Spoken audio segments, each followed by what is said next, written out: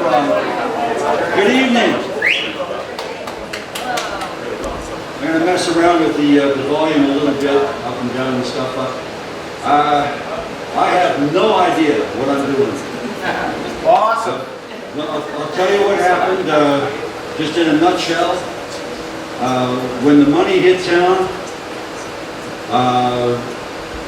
for a brief day there, I mean, Nora and I, we don't want to leave our home, but if we're going to have to leave our home, it seemed like for a day there we were going to be treated fairly. And so I relaxed. Dave, can you turn it up, please? Yep. I just don't want to start any feedback here, but okay. Then at the end of that day, I found out that we are not going to be treated fairly. And Nora and I, we started talking about this, and it's like your head fills with questions, and there was nobody with any answers. Nobody from the city could answer. There was the flood recovery team had sort of vanished somewhere, or at least temporarily. Now they've reformed into flood mitigation. So we sort of felt like we were cut adrift, and we thought, what we need to do, rather than sitting 100 separate islands of confusion, if we can all get together and be confused, I think that's better. So that's what we're doing here tonight. We're going to... Okay, my wife, who's actually running the show here tonight, she just wants me to reiterate, if anybody doesn't, if there are people standing who don't want to stand, we could maybe,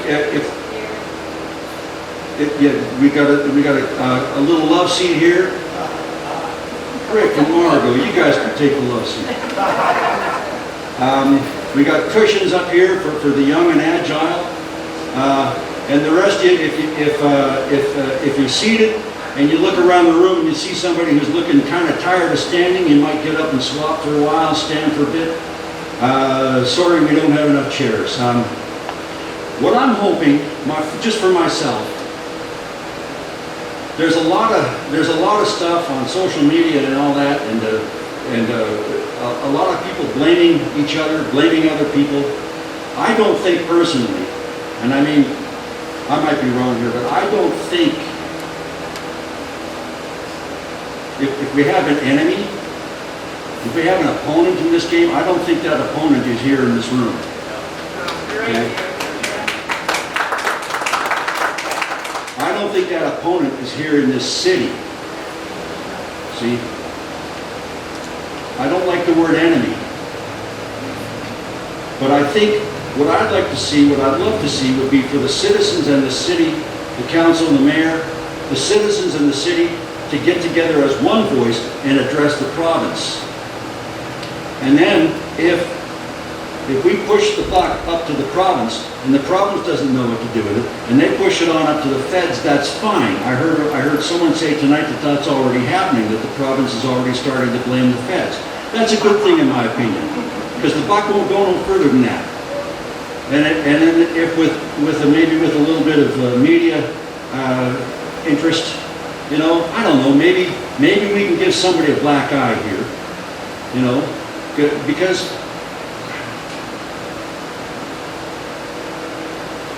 no, I don't think I'm going to get into all that. My wife is, she's watching me. She wants to make sure I don't lose my cool here.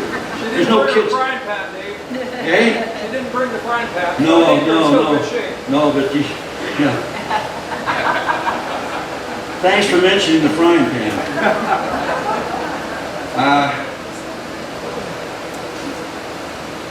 I think maybe I've kind of, if I think of more things that I wanted to say, I'll come up later and say them. Nora wanted to make a few points, and we've got some people here tonight. We do have some counselors. I don't know if they're actually going to speak or if they're just here to listen tonight, but please, please, please, don't make them feel, let's try not to make anybody feel wrong or guilty or bad about having come down here tonight. This is a meeting that we called because no one else was calling one, okay? And I think my personal belief is somebody should have called the meeting like immediately, as soon as as soon as the word came down that it was a post-flood buyout, that very minute, somebody should have called a meeting with all of us. Here, here. That's just my opinion, but anyway, here we are. I'm gonna let Nora take it over, and then I think she'll tell us what's happening next. Thanks, Dave.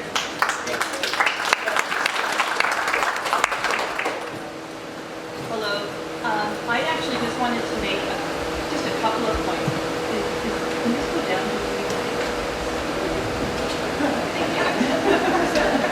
That's good. First off, just in terms of public perception, like countrywide. Closer to the mic. Just in terms of like countrywide perception, I'd like to make the point that none of us are basically here asking for a handout. There are lots of people, and some in this room, that were terribly flood affected and are not being assisted at all. We're a very specific group of homeowners who happen to own properties that the city needs in order to further, thank you, in order to carry out its flood mitigation program. So I know we're not calling it expropriation, hasn't reached that point, but it's much closer to that than, it's not a kindness to us. They need the property, and so I'd like it to really be viewed that way. Even across the country, we had some feedback from people saying, oh, a bunch of miners, why'd you be able to build on the floodplain? And it's like, I don't like that. I'd like to clarify that perception. It's a very different scenario. The other point, just one other thing I wanted to say is that we've heard lots of talk about this being a precedent. This is a brand new situation. And in my view, if this is a precedent, if this is something that's going to be happening around the province and even the country, then I think it behooves us all to make sure it's a really good precedent, and that all of these projects aren't to benefit some future citizen on the backs of existing citizens. So I really feel that that's what we're going for, is a precedent that is fair for everybody.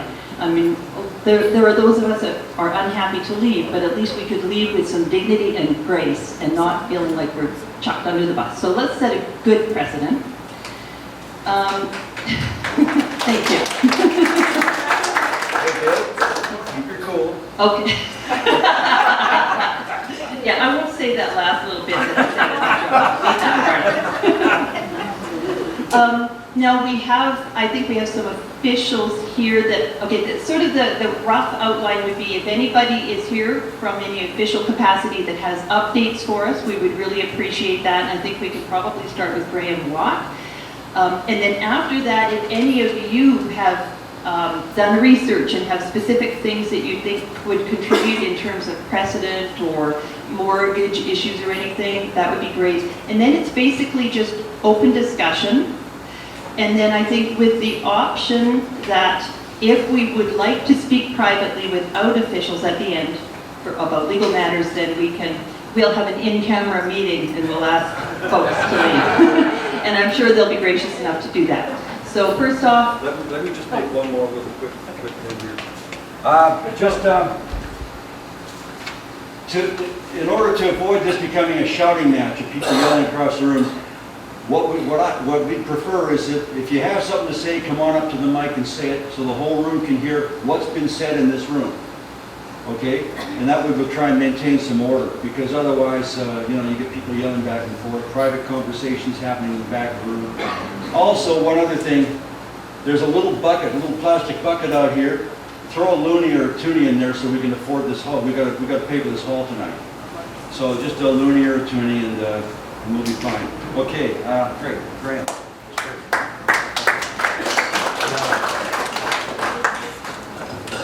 Is it all right if we take this off here so we can be flexible? Oh, sure. Great. Thanks.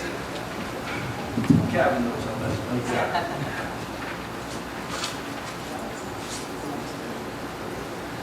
Thank you so much for calling this. It was actually on our minds, and I think this day had been selected, but you beat us to the punch. So that's why Calvin requested that we come. It is a really good time to have the discussion. I just maybe want to start with a couple of point in time remarks about where we are. Of course, you've heard about the grant and you know about some of the constraints, and we'd like to talk about the process and the issues. Where we are now, the Boundary Flood Recovery Team continues to exist. It's supporting both ongoing flood recovery needs, some of the unmet needs in the rural areas, agriculturally, economically. There's still a function going on, and Chris Marsh and myself are actively involved in those pieces.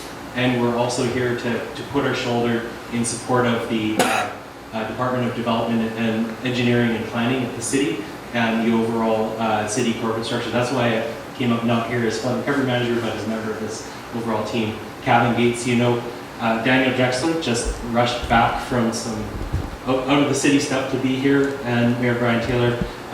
We're just kind of representing the overall team that's a part of this. So maybe I'll just pass it to Kevin, who had, I think, a few thoughts based on the Q&A and communications. Thanks, Greg. So I've taken off my boundary flood recovery hat and I put on my city communications hat. I don't know, let me know if you can see the difference.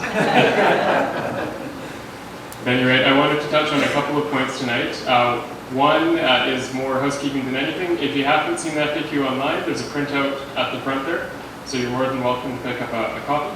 It's got the best answers we have for a lot of the questions you may have if you haven't seen them on the website already. The second point is that if you're wondering about the decision-making process for some of the in-kind things and some of the policies behind this, including the process, that's coming up this Monday, the 15th, and that'll be at the Committee of the Whole. Is that right, Mr. Mayor? First thing at 9 o'clock. First thing, 9 o'clock. So if you want to come out and participate at City Hall, so 9 o'clock at City Hall, and what that meeting is the discussion around policy behind this process. So it is important, and you know, councillors and the mayors are here tonight to listen to what you have to say, but they'll also be actively debating those issues on Monday. So it is important if you guys do want to come out and have your say at that point as well. In terms of what we're doing here tonight as the city, and I'm speaking mainly from a staff perspective, we're here to listen, to get an idea. I'm personally here to pick up more stuff for the FAQ, so any questions that keep on coming up, we'll try to get those up on the website and out to other folks. And just have a listen to what you guys have to say. We don't want to push anything on you, aside from, you know, if you have questions for us in more of the government capacity, please ask away.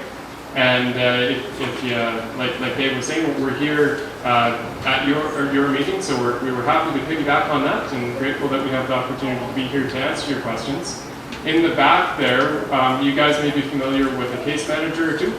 So if they can maybe, I don't know if they want to self-identify, but they're conveniently all standing together, so I don't know. And in case you're wondering who to thank for the funding behind the case managers, she's also standing in that group. Thank you, Margaretta. She has been invaluable. Okay, and now I will pass this. Mr. Mayor, did you want to say any words at the front end?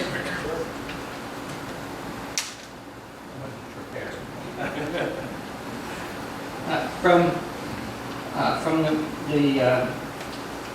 the perspective of City Council, we're an organizational structure who runs by rules, and so the first step in us deciding what the city can do is the 4 policy decisions that our staff, Kevin, have created that we'll be discussing on Monday morning. Those policy decisions will affect how our staff look at some of the options of in-kind. So there's 4 of them, but one of them is that we're not going to give one person more money over another. Very simple kind of concept, but it means that the in-kind will be a different configuration of action by the city.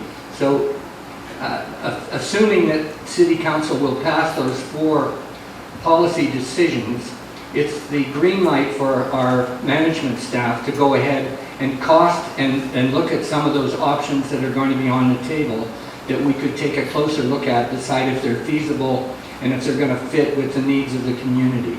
So we are moving as quickly as we can with finding every way we can from the city to attempt to have people stay in our community. We want you to stay here. That, that message is what is driving the kind of creativity that you'll see after those 4 motions are passed and some of the options that we look at. So thank you very much, Kevin, for creating that and moving it forward. Thank you, Mr. Mayor. And I want to mention that Graham Watt actually authored the resolutions there, although I like to insert my opinion wherever I can in the process. So It's a team effort. that's right, yeah.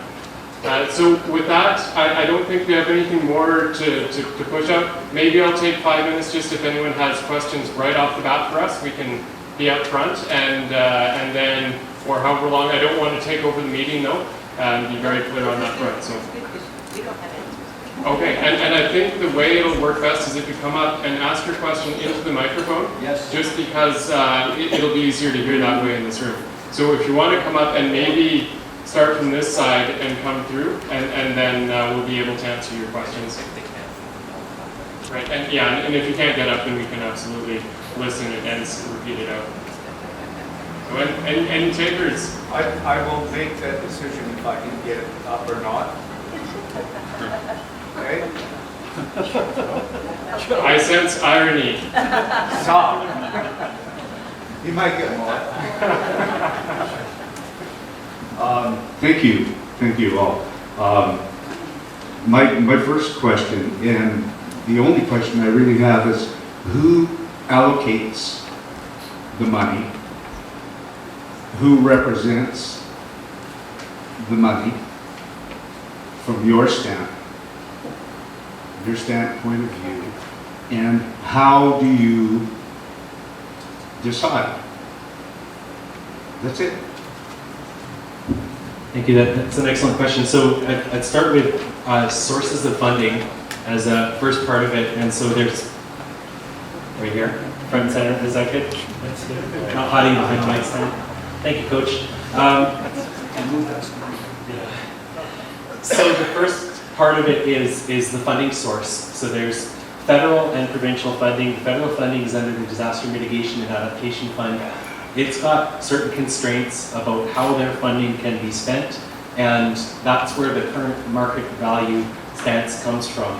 The provincial government, in evaluating our request for pre-flood valuation, once we knew the federal wouldn't support it, they also evaluated and decided that it wouldn't be eligible. So there's a federal and provincial portion of funding. Then the second question, is there any other funding? Is there any other money? I'm sorry, but that didn't answer. No, I'm not done talking because that's, Yeah, I'm talking about you- sources. Please let me finish. Thank you. Okay. So the second portion is the city. The city is the lead on the implementation of the grant, including the buyouts, including the capital projects, right? So the city's representatives would be helping the city in design the process to allocate funds. And there is actually design considerations here that we don't know enough details on yet. And so we'd be looking for input from experts on that. And then that would create a set of, decision rules or whatever in order to make the best use and help to the best effect. And we're just at the very, very beginning of that process. And what it might look like is a combination of meeting the federal and provincial guidelines while also creatively trying to use the support from the city in whatever means can be measured to find success. We are right at the beginning of this. And the city is the decision maker, but is requiring expert input and playing within the lines required by the funders. Is that about right? So does that answer the question of who? The city will have representatives doing the work. Actually, very similar to an answer that you guys gave 2 years ago. Yeah. Honest. I'm being honest. Same thing. Thank you. You guys are good at Sorry. You're going to put it out to tender to get negotiators, is that it? You're going to hire a group of negotiators that will then be going around to us all at some point? More or less. This will be discussed on Monday, but there would be a team of people who are expert in the transactions and in legal issues, mediation, etc., who would actually be doing that work on the city's behalf. rather than city staff or case managers or anyone else that you know. But they would be playing under the rules that council and the experts and with community input are in the design. So the first step is design of the process, and then the second step is that implementation. It might be the same team. It might be the city's legal team helping design something. We're trying to figure out the options on that, but that's the next step, is hiring, designing the process and hiring the people to do that work. There's 100 to 120 property transactions. It's a lot of work. I'm pretty loud, how's that? Okay. We'll repeat it. How much money was requested specifically for buyouts? How much money was granted for buyouts? Is it earmarked for buyouts and cannot be diluted somewhere else for other uses? Is that money set aside specifically? Can we have the amount? Sure. I don't have my exact numbers, but I'll know approximately by millions. And so I think the total package is 14, right? Inclusive, 13 to 14? Yeah, go ahead. You got the numbers in your head. I do. I have the numbers more fresh in my head. So we asked for, and there's not a number for how much in terms of the pre-flood value that was in the grant application, because what we asked first was, can we ask for the pre-flood value? And what came back out of that discussion, initially from the federal government and then from the provincial government, was no. So what we asked for was the current value, and that is $13 to $14 million in aggregate for the 100 and some odd properties. So we know, however, from the appraisals that were done in the winter, that the pre-flood value would have been another about $6.5 million. That's the difference. About $6.5 million is the difference. That's right. Yeah. The second question was, is it earmarked? Oh, is it marked? Yeah. So one of the conditions on the funding, it's not that there's $14 million for buyouts. It's that we have to prove, in order to be reimbursed for the funding, that it's at current fair market value, which means that even though there's not $14 million in just a bucket for the buyouts, we cannot go to pre-flood value and be reimbursed by the federal and provincial funding sources. Just finish that question. The city acted on our behalf, asking for money for our homes and suggested the buyout. So now it seems by putting some of these people off, putting some of us off for 5 years, that you're playing around with the funds that you asked for on our behalf, and then they might not be there even at the end. It's just, I don't know why the wait for that much money, if you have it. I know there'll be a time in working on some of these other particulars you're talking about, because the money didn't come in as much, but I do not see where it could ever be lower than that amount. So I just wonder why the big wait, if that money, like I said, can it be diverted to something else? And we might end up short, or at the end of the day, within 5 years, there might not be anything there left. It's not structured one way or the other. The way that it works is that we enter as the municipality into a contract with the provincial and federal funders to do certain activities. One of those is the buyouts. We were told you asked on our behalf a year ago. In August, we're making a request for funding for a buyout, and it was like big news. Everybody was happy again for a day. And yeah, and so we went in looking for a buyout and a number of other projects. The way that the funding sources, and the question was what happened after going in for a buyout on your behalf last year. And so the way it worked in terms of the funding is that we had that as a funding priority, as well as some of the diking and other things to do with the flood mitigation. And so the funding has come back as a package, as opposed to as individual funding sources, if you will. So even though each one of those projects is identified separately, and the city will commit, like I was saying, in a contract, or they're usually called contribution agreements, but it's a form of contract to do each of those projects, it is part of one larger funding contract.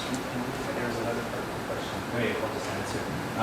The other part of your question I heard was about the timeline, and it seems like you were saying that the buyouts would be delayed for up to 5 years, or that kind of aspect. Is that correct? As needed. As needed. So yes, we were the last little group in there. yeah. So I'll try to clarify on that. So in the timeline in the grant, it shows the first year and a half as being the target for doing the land acquisition and having kind of certainty on that. Now, some people are in a position to need to move to, settle as soon as possible, and others would like to stay longer.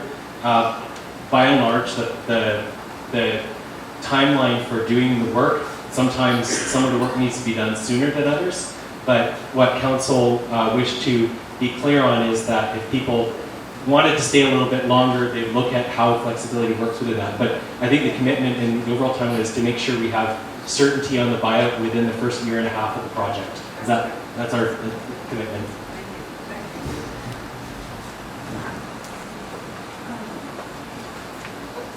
My question to folks is, there was a meeting that there was a meeting at the high school where everybody put up their hands who wanted to leave and get a buyout. Now, there was a lot of people, because there's a lot of people that houses were taken off their foundation. Now, given what's happened, if you had to get them to vote again, would it be the same vote? Would we in North Ruckle have to move out of our homes? I love my home, along with quite a few other people. I feel I'm in paradise. So I'm just wanting to know if all these people here were given that vote again, would they vote knowing that you have now got the after, the post value? Why don't you ask them? Yeah, well, okay, there we go. Take another vote. What do you think, folks? Okay, structure your question, please. Okay, I'm just saying, if we have another vote, now that we know that we are only post value, what would you vote? Wait a minute, there's another question here. Do you want to? Okay, Margot? The other question that I'm not clear on, and I'm loud too. I'm not clear on the in kind. You need to discuss what is in kind, because I hear this phrase, but can we address that question? I think this is an important question, but you want to? Because it's hard to make that vote unless we know what in kind is. Well, I think. Well, this is true. We can come back to it, or you can have it after we're done too. There's a lot of questions going on here. I do want to speak to in-kind because we brought it up before, and then hopefully we can make our way around. The question before council and for the staff to study in discussion and dialogue with the people in the community is what would support having viable for you and viable from a functional perspective, ability to have another residence within the city, within your means and within the city's means, as an example, right? So in-kind options, the city has certain kinds of resources that aren't currently money. One of them is land. The ability is also to service land. So one idea that's been brought up is servicing and subdividing, or servicing and setting up strata, or servicing and setting up leases, such that somebody could move a house onto a new parcel, or perhaps buy a manufactured or a modular home and put it on that parcel. Or if the family doesn't have those means and doesn't wish to remain a homeowner, help work on affordable rental options so that those are also all available.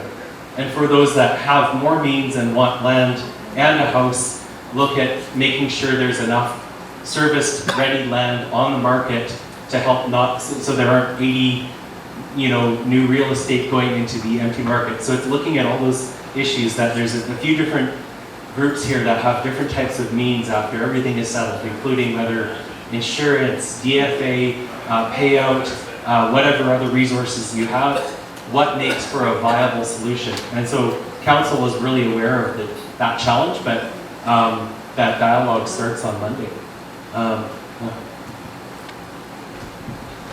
Your dialogue is exactly same old. You know what? Last fall there was a dialogue. No. It was hypothetical. Two falls ago. The flood happened in spring of 2018. I don't want to fight with you. Okay. And I don't want to be defensive either. But who can we believe?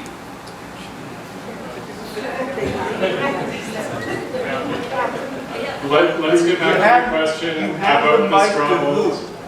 Yeah, well, I don't think that this is a good discussion for right now because it's very controversial and there are a lot of people with other questions other than can you trust the government, which I think is a really big question that is probably unanswerable. I asked who do you represent? Yeah, and right now, so in terms of city staff, we're city staff, right? But I don't want to get into that discussion with you right now, so we are going to move on to a different piece.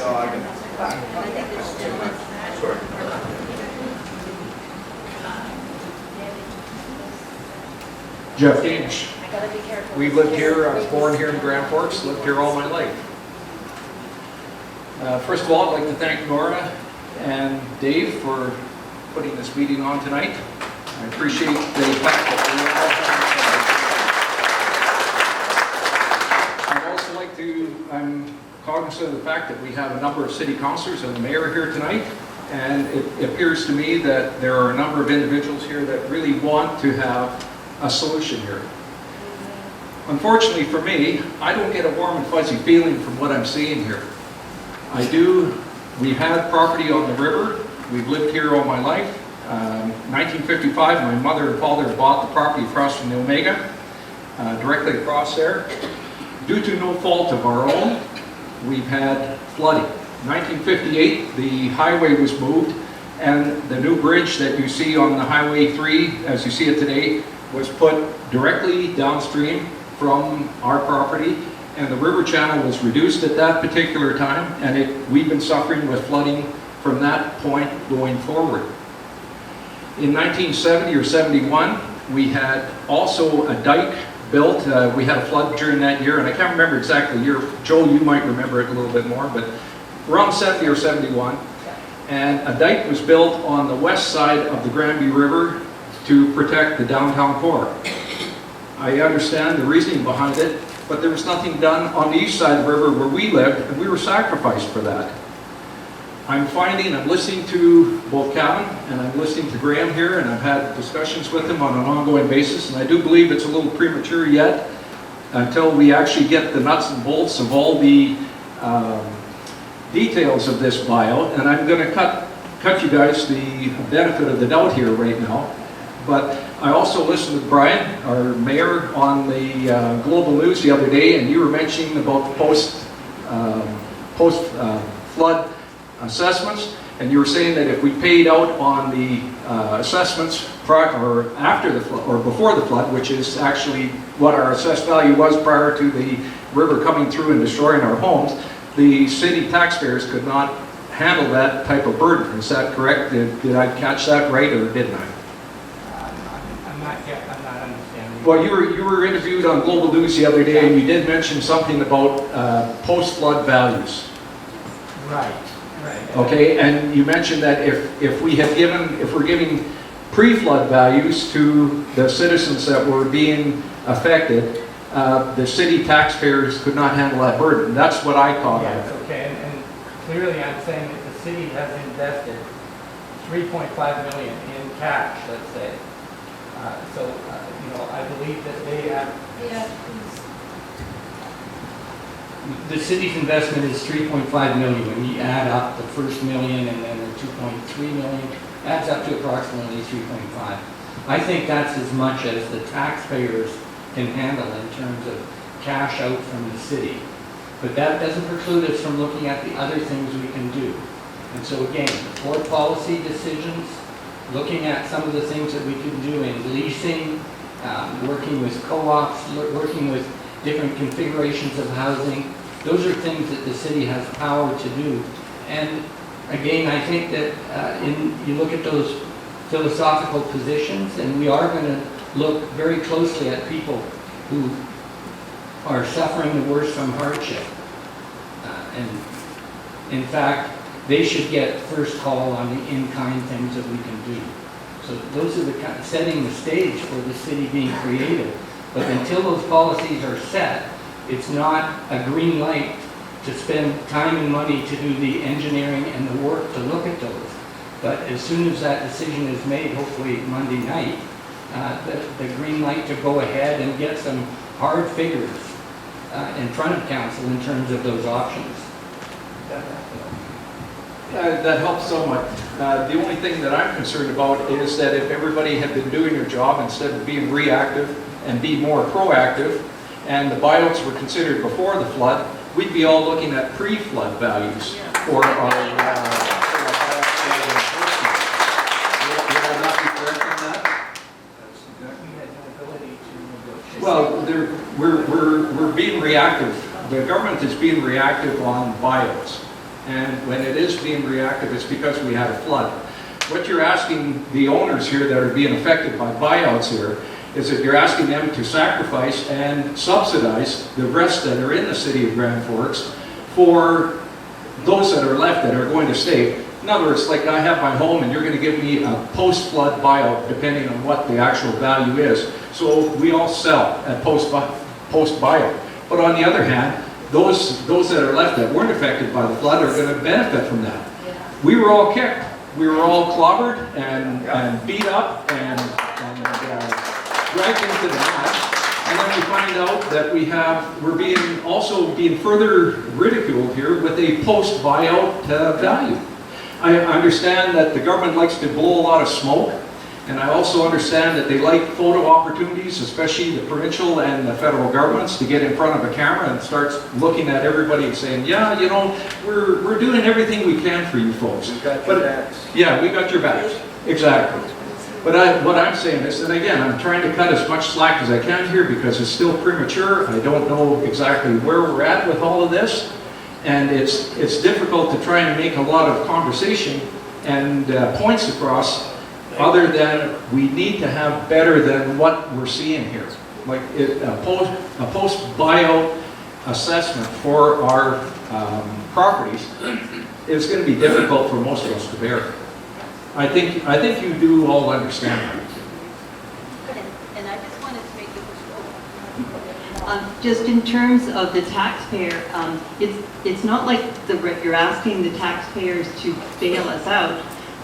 We're doing something, giving up our homes to benefit the taxpayers. You would ask for taxpayer money if, I'm not even suggesting taxpayer money, I'm just thinking, I don't see why you wouldn't ask them and be comfortable asking, because you would ask for money to upgrade the pool or the arena or anything else that benefits the whole city. Well, this is to create this perfectly flood-free city that you can offer. So I don't understand why the city wouldn't want to pay us for that.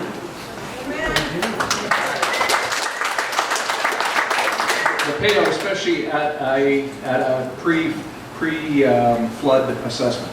Again, if we had no flood and the city came by to us and said, look, we're looking at it in the long term, we're expecting a big flood coming in here, and we're thinking that these areas should be floodplain, and we should be start to look at protecting ourselves in advance, then they would be talking at the values that we have on our assessments as we speak here. We wouldn't be looking at things that are after the fact, that our houses were destroyed and then, oh, well, after you've been kicked, we're going to give you what's left over and you'll be glad to take it. Anyways, I've said my piece. I just want to make these points across because I know on Monday I can't be here to speak at council when you have your meeting. I'm hoping that you folks are going to look after our best interests and go forward to make sure that the city of Grand Forks looks after each and every one of us properly and wisely. Thank you.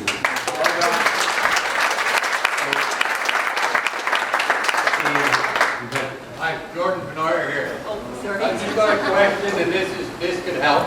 right? How much is it going to cost to administrate this money? How much of it goes towards consultants and engineers, right? What are the administration costs in a percentage? Can you tell me? There's, on the engineering side, right now it's a rule of thumb of 10% for the capital projects. So there's constructing dikes and doing drainage and that kind of thing.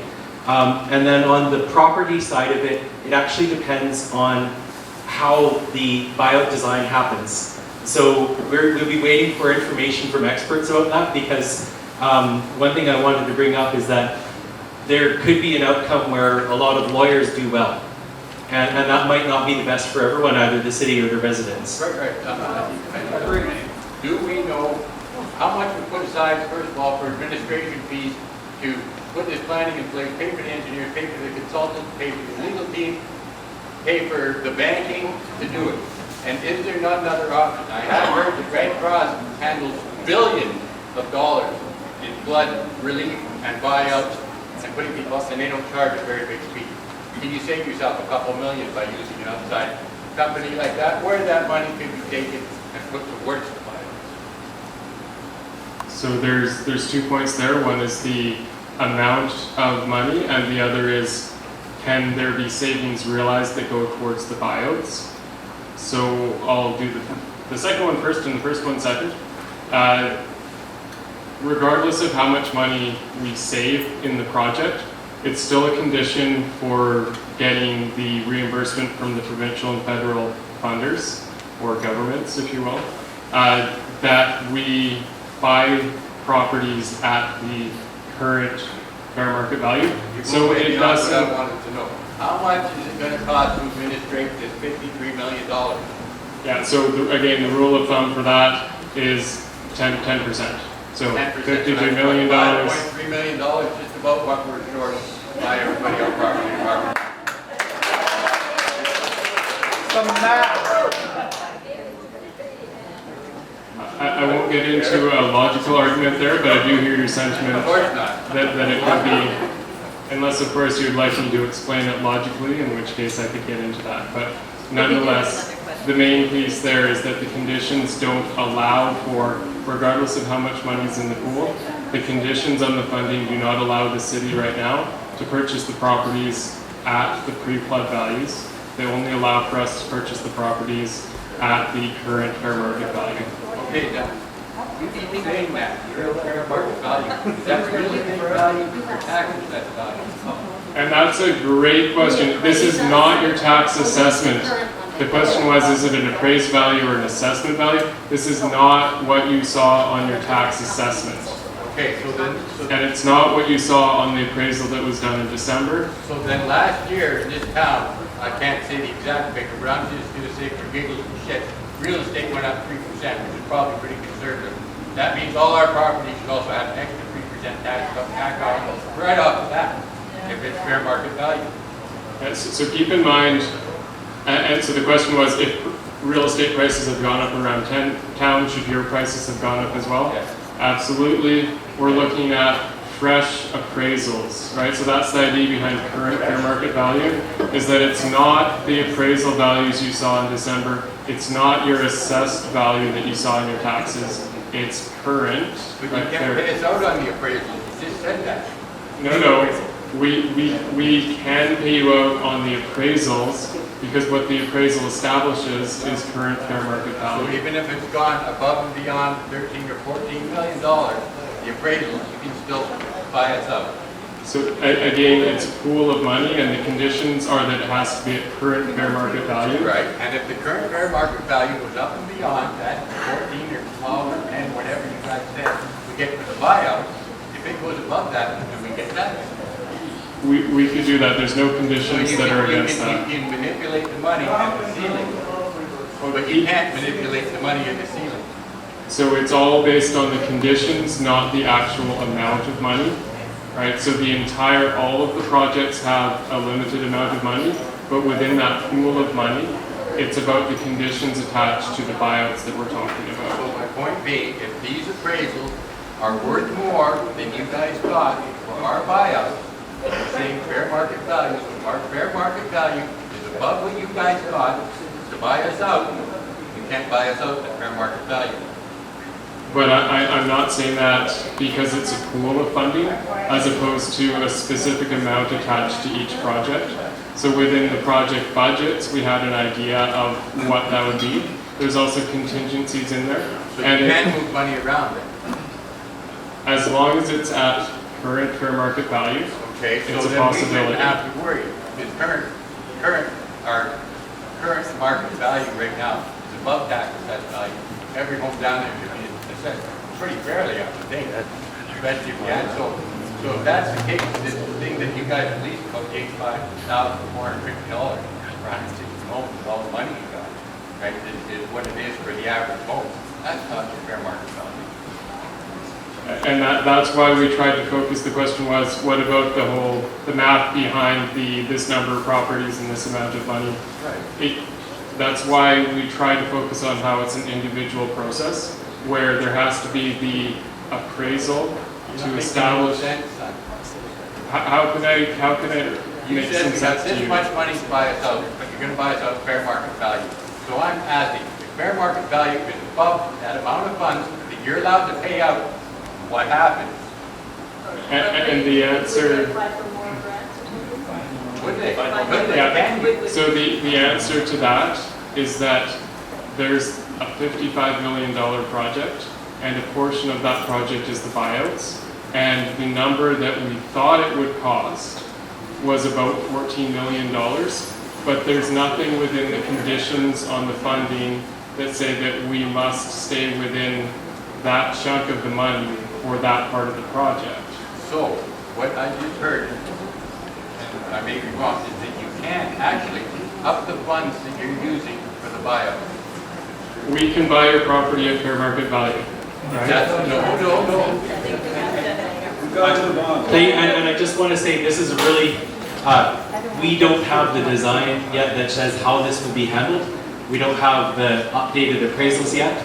I would expect this question to come back with expert input to the community at a future meeting. Was there money earmarked for the administration, the engineering, and the consulting? I think this will be a question that we can come back to because there's a lot of data that you're asking for, and there's another two hands up here. Really fast. Really fast. No, you've spoken, there's 5 or 6 other ones before you. Mel, Jennifer, and there's a few others. Yeah. Some degree I hear us go around and around. But my daughter phoned me and said some precedents have been set in other provinces. Are you guys aware of that? And can we use those precedences so we're not reinventing the wheel? Because it seems to me if you can hold the government to what they've already done, they'd be more apt to do that than come up with something new or try to convince them to do something different. So that's a policy advocacy question, and Mayor Taylor has a comment. Well, I know they bought out people in Alberta, and I believe it was Nova Scotia or someplace, and they all got treated very fair, and I think I see a bunch of afraid and stressed people. Unfortunately, I think it's almost time we got some direct answers, yes, no, or forget it. And I'm just about to the point to tell the government, take their money and stick it. I'll stay where I am, and we'll deal with what's left. Leave me alone. Yeah.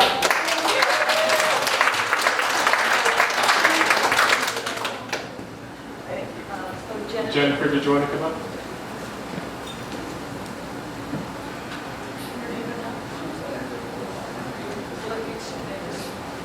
Let's see. There's actually quite a bit more.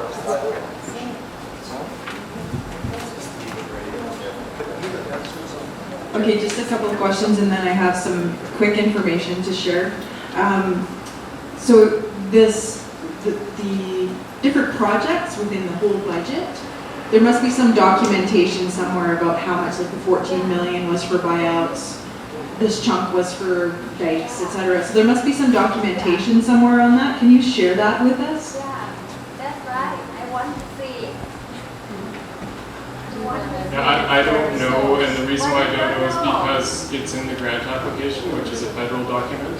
So we submitted that information to the federal government, and now it's in their care and possession. One, So Mayor Taylor one and a half year, not 1 year.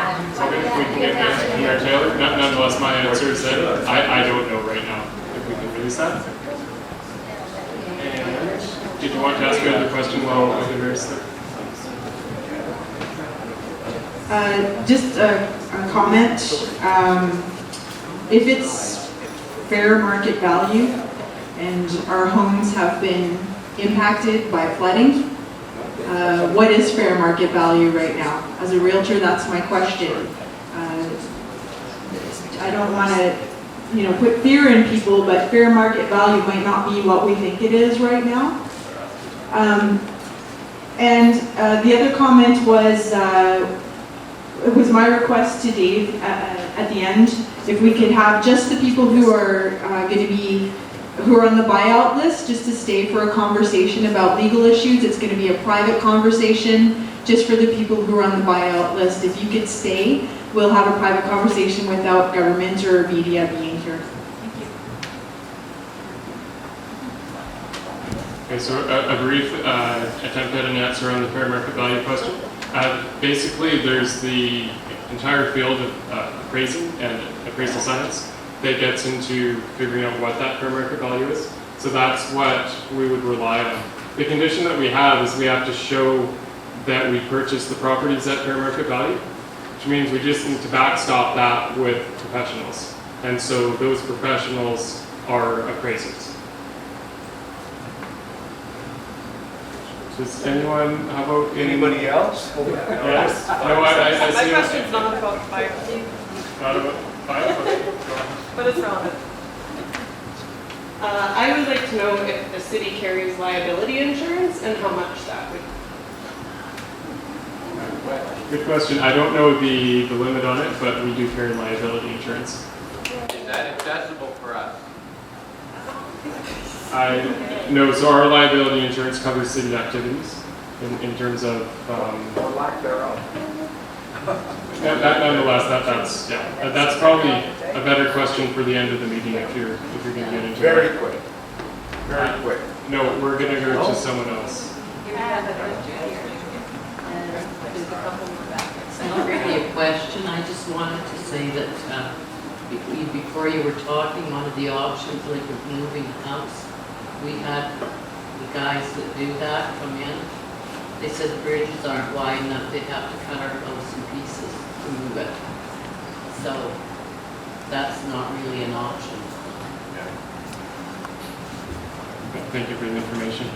And sorry, there were some questions in the back, but they've gone away to right here. Let's see if we can reach it up. My question is, when we made the ask, in our last meeting, we were told you're asking for pre-flood appraisal funding.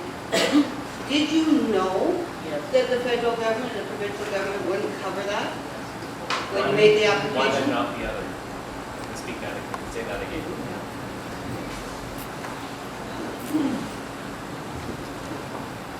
We learned that the federal government did not consider it a eligible request, and so put a supplemental request to the province in the process, and that waited on their decision making. So we didn't know until right before everyone else that it wasn't going to be eligible. So it's a process that they needed to go through their own decision making on it, but it's that they aligned with the federal government. Why another city eligible, another province is eligible, and Grand Forks is not eligible? That's a great question for the levels of government that are giving us the funding. Yeah. But Grand Forks is not big enough? Or we are not the same people? Did you want to follow up? Just trying to follow up. I'm not loud enough. You got the full 49 million that you asked for. Did the government then say, okay, not the pre-flood, but we're going to say, okay, you can build more dikes with that money? Essentially, yes. So they said that you can because we had a bunch of projects bundled in there, they said, here's this money, the condition is that you can only do the buyouts at the current fair market value. But everything else, you can spend more on. Because you got more.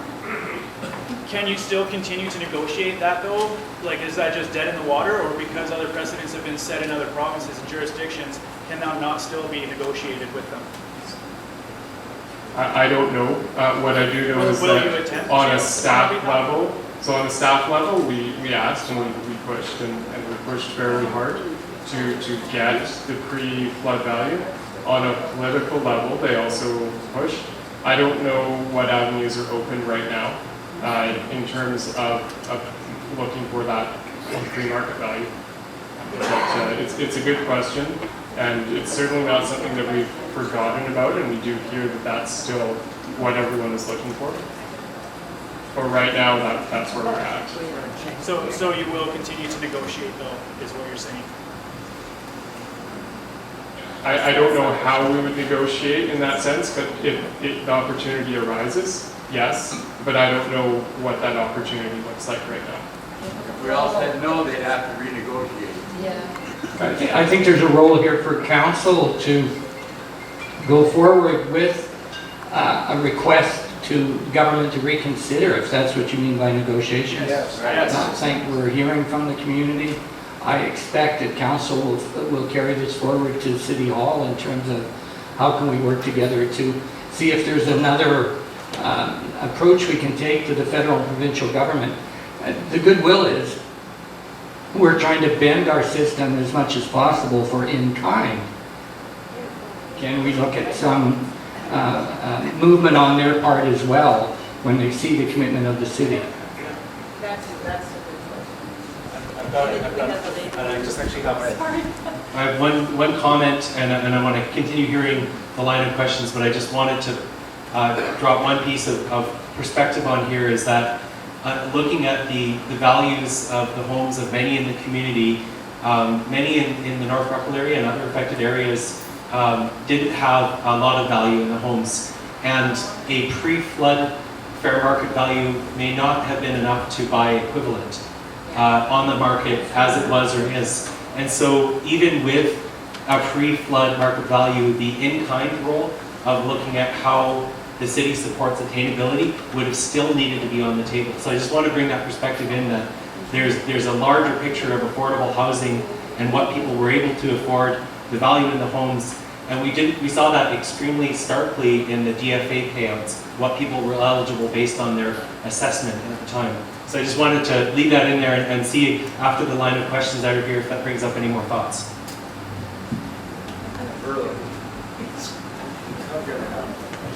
Okay, well, what I'm wondering is, there's a lot of people that have mortgages on their property, so therefore you have a property owner, then you have a person trying to purchase the property, and someone sold their property, the person living in the house, it's assessed, and the property now is not worth as much as the mortgage they owe on the property. So the person that originally sold the property, is he going to get reimbursed if the property is worth, say, $100,000, it's assessed at, say, $90,000, they still owe $120,000. The difference is the person that sold the property in good faith, are they going to get their money, or is the city going to get the property with a clear title? Yeah, it's a good question that we don't have the answer to. It's something we have heard from quite a few people, and so we'll be looking at getting the answer to that as part of when we're saying we're designing the buyouts, part of it is getting answers to questions like that. But we don't know right now what the answer is to that. I'm loud enough. When do you think the next appraisal will be on these homes? I don't know. It depends on the discussion on Monday in terms of the process for the buyout.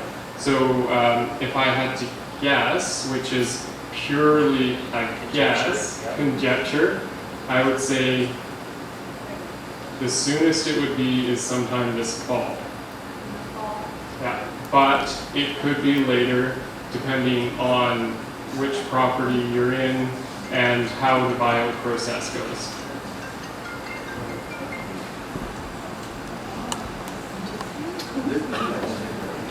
I I want to ask you about BFR. Before you put the funding, do you have accountant and a good engineer? I don't mean the Don Dobson. I mean a good engineer to look at the project. I want to know, do you have it? So I'll clarify one thing. This is not boundary flood recovery. This is the city of Grand Forks that's doing these projects. And the city of Grand Forks, of course, has an engineer of record, which is the one that we go to with our kind of routine projects. But what we're looking at for this project specifically is to put the engineering out to tender so that we will have proposals from multiple engineering companies and then pick the best proposal.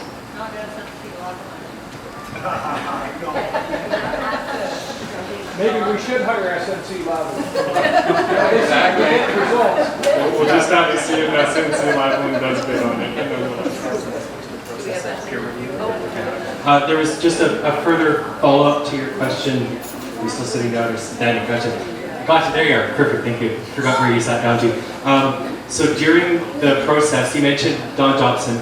Don was one of several engineers who had review perspective put in on it. So he had an initial overview of flood damages and brought forward some initial ideas to a technical review of 4 other engineers, including people who do dam design and other things. I'll follow up with this.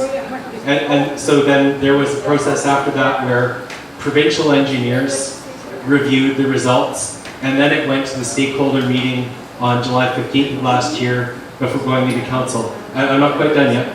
So after the council resolutions about seeking funding, another set of engineers that prepared the estimates for the grant, they helped with all the background documents to, sharpen the pencils and understand everything, all the financial aspects involved, all the engineering aspects involved. They studied everything in depth from the preliminary design and assisted with the grant level design. So there's probably, I don't know, at least a dozen professional engineers involved over an 8-month period, and then that's before we could get into detailed design. So do you want to show the funding project that you get from the government, the funding that you make, like how many pay you make, you can show us? So in terms of the funding, it runs through one of 2 governments, either the regional district or the city of Grand Forks, and they're both subject to audit every year, and those audited financial statements are available publicly. So if you're asking about how the money is looked after, then it is audited every year. I was just curious, are we going to be able to hire our own appraisers, or are you guys going to direct to come in and, but I think it's only fair that if we have the choice, that we would be able to hire our own appraisers, and it would probably speed up things too, than one company coming in and trying to. Yeah, and so there's kind of the first crack, second crack, and then you kind of see what happens after that in terms of appraisals. But that is part of the discussion that's happening on Monday in terms of setting the process.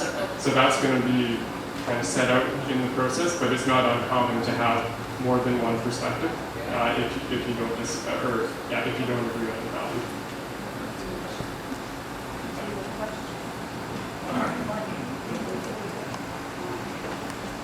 After this lady asked about liability, if the city owns or has a liability insurance or anything like that, are we going to be compensated for 4 days of all of Grand Forks' sewage being dumped into us?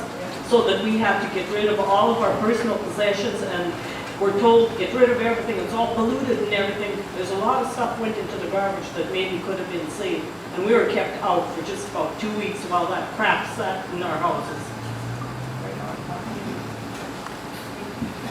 So right now, there's nothing underway that's looking at compensation for that. You got nobody Why else. Well, when you put it that way. It's a simple, it's a simple question. It's fast. It's fast. Who and when does expropriation be decided? Who does it? Yeah, I don't know. So expropriation is, and where it comes from is the Expropriation Act in BC. There, if you read through the act, it does mention there needs to be basically a couple of offers made in good faith prior to proceeding down that route. So the when question is basically if you had a deadlock, and then if the entity, in this case the municipal government, requires your land for a project. Okay, I have to interrupt because you said in good faith, but the first offer was not done in good faith because it was done in pre-flood condition. So that one doesn't count. Yeah, so in the context of... Oh yes, they were offered. There's no offer. In the context of when we say offer, it's like when you're buying a house or selling a house, where there's basically a contract that says, we offer this much. That when I say offer in relation to the Expropriation Act, that's what it means. When you make a contract, you offer in good faith. That's what I was told.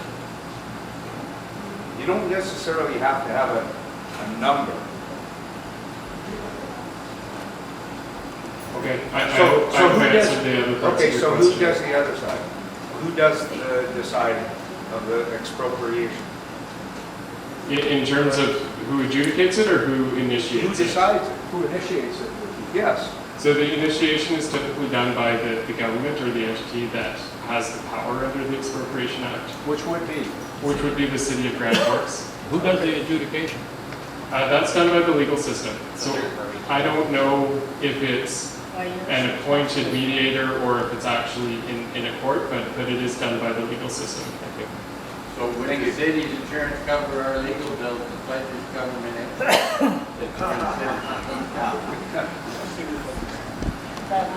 It's probably a good question for the end part of the meeting. Jennifer, and then Dan. Oh, sorry. I just want to clarify what's going to happen when the negotiators come around. What exactly is being negotiated? And the in-kind conversation that you guys are having on Monday, I'm guessing that's sort of not a final decision. You're going to be sort of deciding how to proceed. Like, is the negotiator going to be talking to us about in-kind, or is it just about the value? Like, what is the negotiation going to be, and how does the in-kind process look at this point? Like, how much are you guys going to be talking to us? Both excellent questions. So one thing, we had some initial conversations with appraisers and others that have been involved in negotiations and transactions for different kinds of infrastructure, including expropriation, going, what kind of problems show up? What do people worry and get hung up about? So one of the things that they said was really important was it's a spirit of mediation and problem solving to find a way of something that's going to be acceptable and viable for people, so that they'll be happy with the financial aspect and then the in-kind aspect of the offer. So for us, for the city, to know that the in-kind offer is potentially acceptable, they start discussing on Monday, and what our team is looking at is maybe having a series of small group discussions with people in different categories in different neighborhoods, maybe people who it's just part of their property, maybe for other people who are in the middle of North Ruckle, understanding how those in-kind options affect them, would it work for them, etc. So last year when we started talking about that, it was completely hypothetical. Now it's hitting the road, so I'm hoping that's a productive discussion over the next 6 weeks or so. After that, we would be reporting back to council with what we heard about in-kind, and that would go into the legal team designing the buyout design to carry it out. And that way, they would know what the city is agreeing to for providing people. And if there's an impasse or if there's more problem solving that needs to happen, we need to look at how to accommodate that. So that's why it might take a little while before we get to the first buyout, is just to have dialogue with everyone. I think it's Jeff, and he's been waiting for a while, and then Dan. Okay, thank you. I think Jennifer asked part of my question, but I'd like to get I know it's premature here, and I know we're all here tonight looking for answers, and we're having a tough time trying to find answers, and I don't think a lot of you folks have the full answers that a lot of us want to hear right now, and I get that. But what I'm trying to pin you guys down to is when can we expect to see some answers going forward here? Number two, when it comes to negotiating, is it going to be a public negotiating process where everybody that's being affected into buyouts gets a handle on what everybody else is getting, or is it going to be kind of an in-camera type thing where individuals are going to be dealt with confidentially or confidentially? Sorry, thanks. Well, okay, so the first question about when there's going to be some decisions and on the process and some No. More information. What I want to hear is when, like I can't speak a lot here right now to you as to what's going on because I don't know what's going on. It's hard to say anything without knowing what the facts are going to be. What I want to know is when can I expect to hear the facts? Like when you come up with a buyout offer or whatever is going to be come in, when can I expect to hear that? That's what I'd like to find out. And then number two, if you're going to be negotiating with all the folks that are in this room here and you're saying there's a number of properties, is that going to be a public process or is that going to be a private process? Thank you. Actually, this is a corporate officer one, but I think I can jump to it with a very limited training on my end of it. We're required as local governments in dealing with property to hold all those issues in confidence. We would, of course, receive legal advice about any process that deviated from an individual one-on-one one, but I think that we're bound pretty hard by making sure things matter in confidence unless there's really, really good reason to do otherwise. So I think the underlying concern I hear that you're worried that, and correct me if I'm wrong, I hear that you're worried that there is going to be equity and fairness, and also that everyone's going to get a good chance in their negotiation process. You don't want to be, have differences in the community and how it lays out. Is that right? Is it, maybe not articulated right, but no, underlying concern.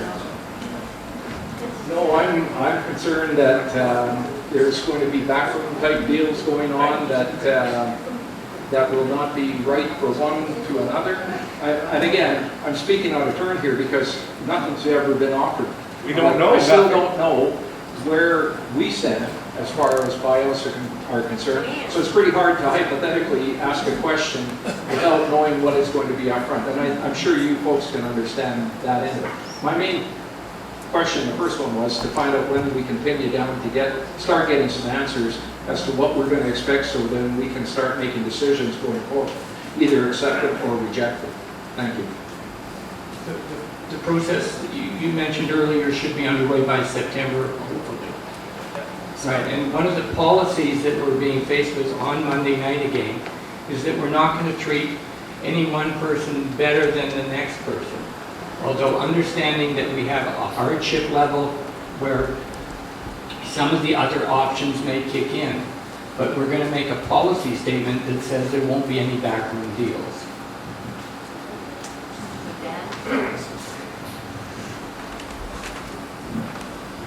This has occurred to me that there's a lot of people that didn't fix up their houses for whatever reason, but waiting for the buyout or the no buyout or whatever decision was going to be made. Now the appraisal or the assessment that's going to be deciding how much money people are going to get, is it going to be, if I decide to go ahead and fix my house up, is it going to improve it, or is there a timeline involved? I mean, we're talking a couple of years, I could fix it up and rent it out for a couple of years or do something. Is that going to change my value? I've been struggling with trying to make a decision here on what to do with my house, and I've asked these questions for a year now. Is it too late to fix up my house? Or, I mean, is it assessment or appraisal going to come in 6 months and say, no, it was damaged, so I can fix it up. I can do a lot of stuff to make it worth a lot more. So part of it is that I don't know a lot about appraisal in terms of what it's done, but I do know that if your house is gutted and uninhabitable, and it gets fixed up and it becomes inhabitable, then it's worth more. So I think the root of the question is, will it go up more in value than the money you put into it?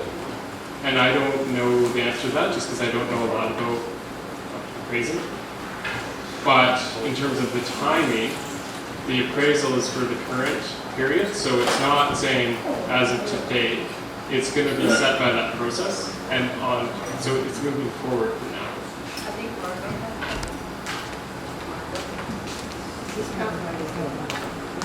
Let's hear you be loud. I guess the biggest question on in kind is, if we have a property which is right now basically worth nothing because there's a shell of a house on it, but that property's been mortgaged recently, just purchased for $80,000 when it's worth nothing. So in kind, is there going to be somewhere that person can go to live in something that's a livable house worth about $80,000 so they can continue to make payments to their financial institution?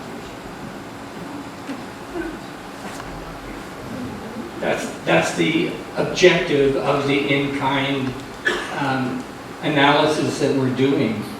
There are all kinds, if you read down on the minutes that have been, or the agenda that's been posted for Monday, you'll see that we're looking at all kinds of options, leased land, various kinds of co-ops that could work, modular pads.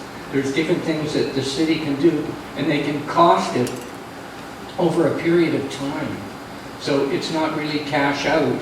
If we look at that and say, okay, we're going to recoup our money from you over 5 years by making an affordable living for you for that period of time, but you're paying taxes and you're paying back to compensate again for the investment the city's making. Those are the kinds of long-term calculations of value that we need to do in terms of keeping you in our town. So I want to check in with our meeting organizers here, just because we've been answering questions for far longer than the 5 minutes I'd said at the beginning there. So is this... We have about 35 minutes left in our room booking here, so it's kind of up to you guys. Would you like more questions, or would you like a private time? Private time. Private time? So if that, unless anybody's got anything burning, just thank you for answering the questions.